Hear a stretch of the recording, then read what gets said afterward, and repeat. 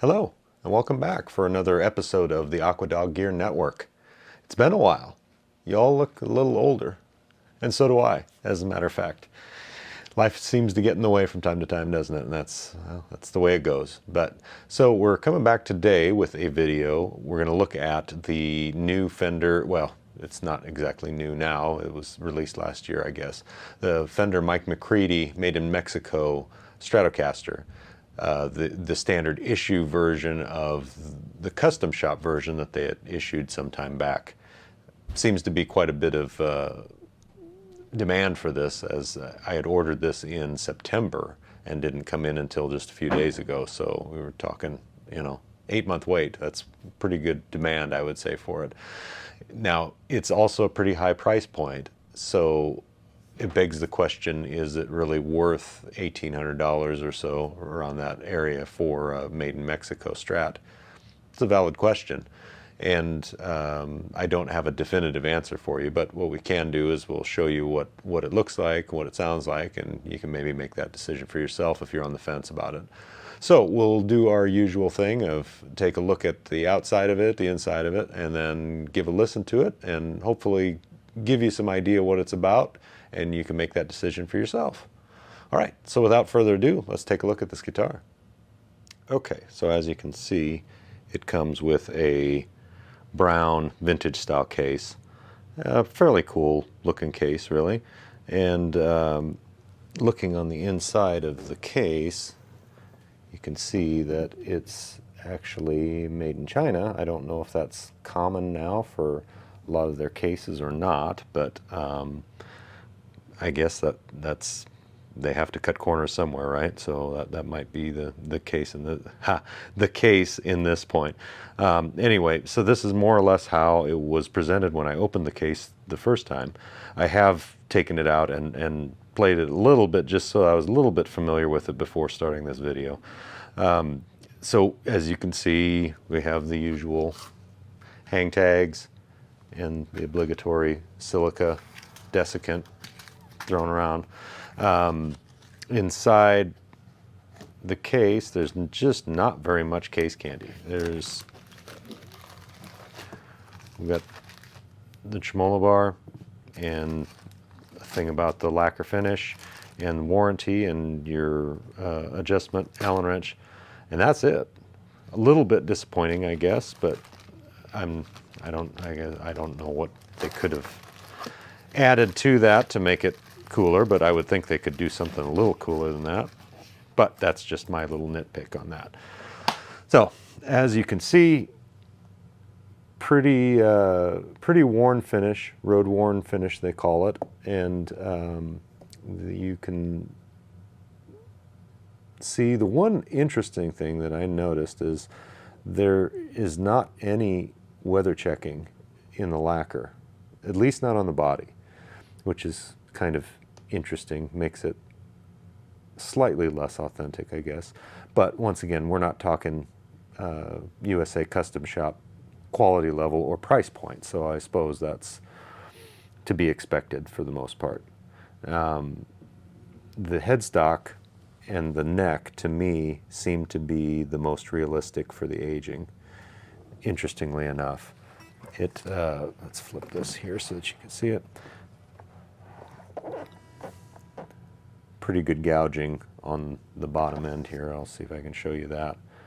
Yeah, they dug in pretty good. I guess I haven't seen detailed pictures of Mike's real guitar, but I assume it's something similar to that.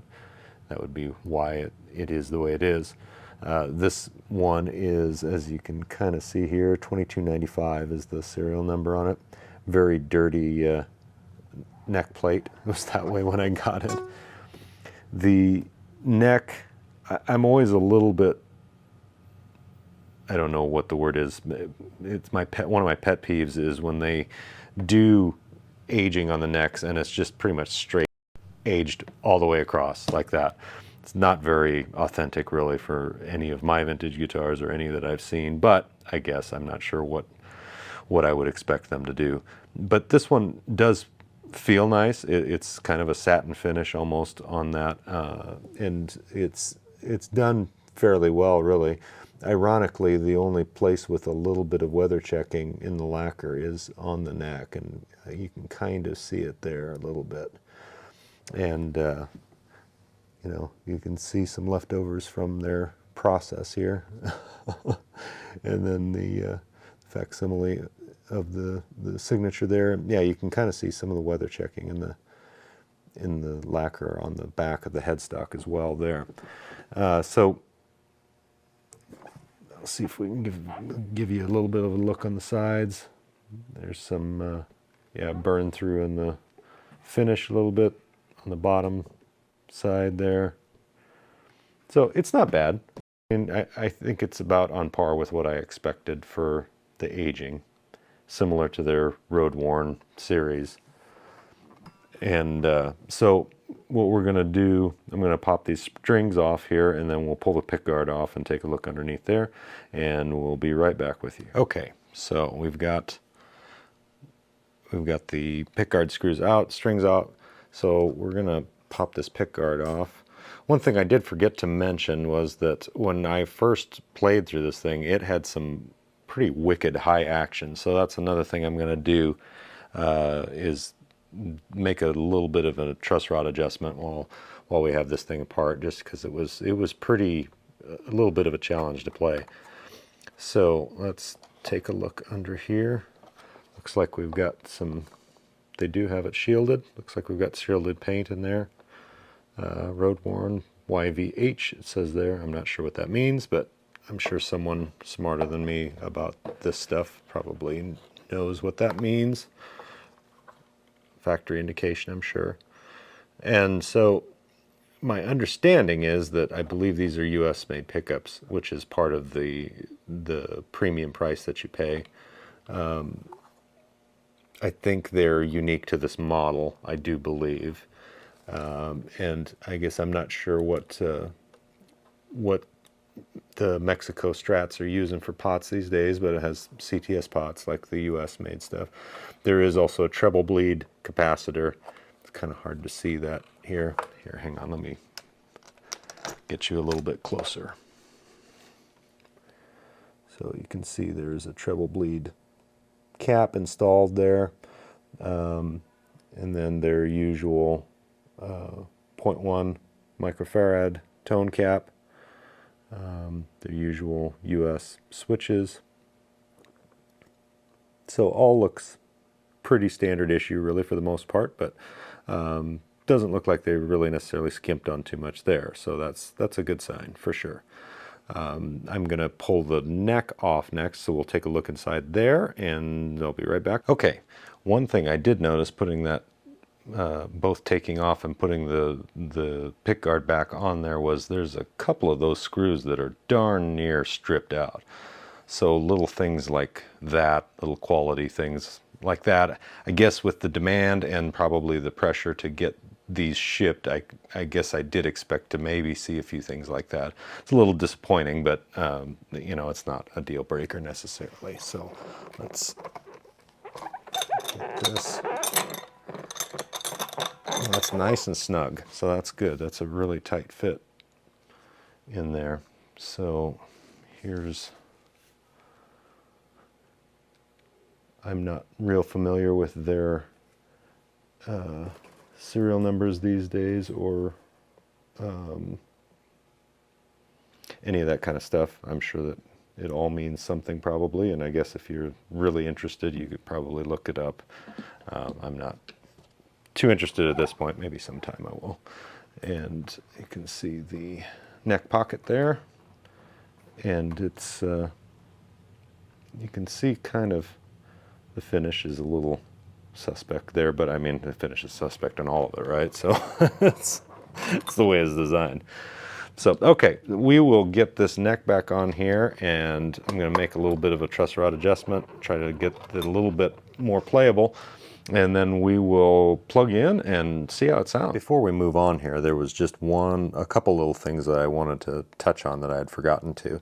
The ground wire on the claw here is definitely suspect. It's solid enough and it's stuck. They got it to stick, but you know, I'm probably, if I'm going to keep this guitar, I'm going to probably hit that again and get it a little more solid, just because.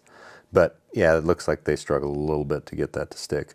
And then I was going to talk about the neck carve, the shape of the neck. It's pretty thin, actually. It's a fairly thin carve. It feels more like a modern Strat neck to me versus a late 50s, early 60s Strat neck. Definitely is thinner than the Eric Johnson Rosewood Strat by a significant amount. It's comfortable and it's fine. It's not a deal breaker by any means, but it's definitely not what I was expecting. I was expecting it to be a little bit beefier than it is. It'll be okay, and it was comfortable to play, but it's just something that caught me off guard and something worth noting. So I just wanted to point that out. Okay, we've got it back together here, have the tremolo arm put in, and we're going to go through my Comet 60 amp here. Going into the speaker that's mic'd up is a vintage Celestion G12H 30 watt. It's been reconed, mic'd up with a Sennheiser MD409, going straight into Pro Tools. So we're going to start off with a fairly clean tone here, and let's see, we're about 12 o'clock with everything. Bass is down a little bit lower than that for whatever that's worth. And we'll see how it sounds.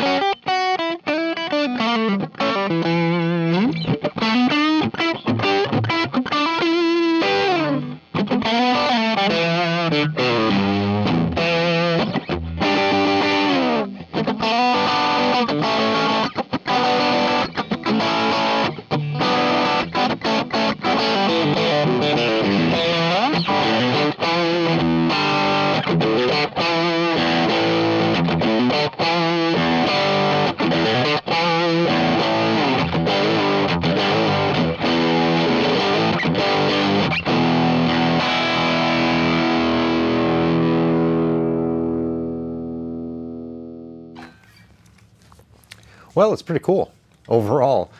Interesting sounds to it. It definitely sounds like a Strat, but the pickups seem a little bit different. I think for just a little bit of reference, I'm going to grab my EJ Strat, the Rosewood Strat, and just plug in same setting as this right now, for a little quick comparison.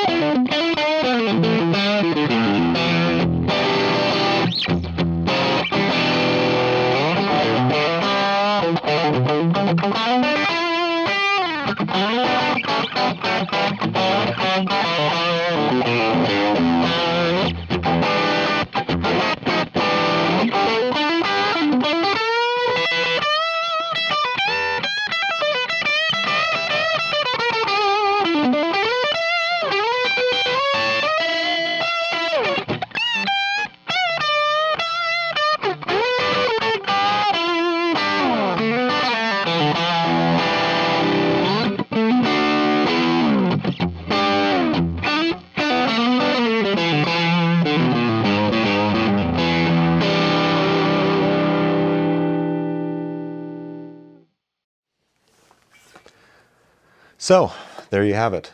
The Mike McCready Fender Stratocaster. It's a pretty cool guitar, it really is. Is it worth the price point that they set it at? That's up to you, I would say. I honestly, after playing it and hearing it, I think it is. I think they've have it priced accordingly for what you're getting for a guitar.